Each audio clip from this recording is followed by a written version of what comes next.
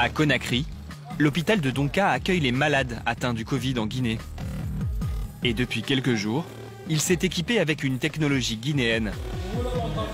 Désormais, pour diagnostiquer ses patients, le professeur So utilise cette tablette conçue dans le pays. Là, il nous permet de prendre les paramètres vitaux. Nous avons à partir de ça la saturation. Voilà. Et donc nous avons la saturation qui est de 99%. Donc ça veut dire que l'oxygène est bien distribué dans tout l'organisme. Et puis nous avons la fréquence cardiaque qui est de 82. Mais en plus de ça, à partir de cette caméra thermique-là, on peut prendre la température. Ça permet de suivre les constantes vitales des malades. Quantité d'oxygène dans le sang, rythme cardiaque, température, cette tablette permet de mettre en évidence les symptômes de la maladie. S'il y a une couleur rouge, ça veut dire qu'il faut intervenir. Il faut intervenir, il faut revoir pourquoi il n'est pas bien, pourquoi il désature. Il faut l'examiner et puis il faut l'envoyer. S'il a besoin de l'oxygène, il faut mettre de l'oxygène. S'il a besoin de beaucoup d'oxygène, d'ailleurs s'il désature beaucoup, il faut l'envoyer dans la salle de réanimation, etc., etc.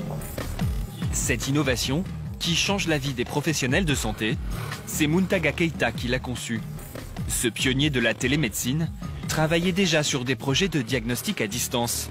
Face à la pandémie, il a développé cette tablette en moins de 7 jours. Lorsqu'il y aura, je l'espère bien, une centaine de tablettes autour de l'hôpital ou dans la capitale, et bien que toutes ces informations-là soient unifiées et qu'un même patient qui puisse être suivi sur toutes les tablettes en même temps. N'importe quelle tablette, en mettant le nom, peut reconnaître le patient et intégrer ces données.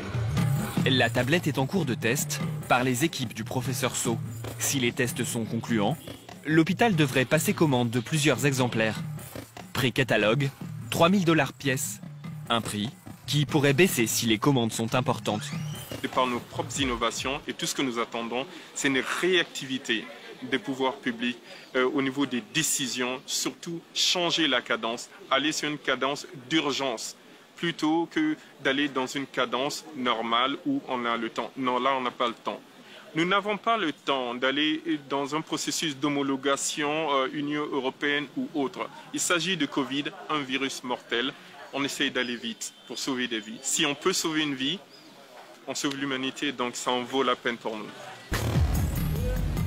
Le vœu de Muntaga pourrait être exaucé. Déjà, plusieurs établissements de santé se sont montrés intéressés.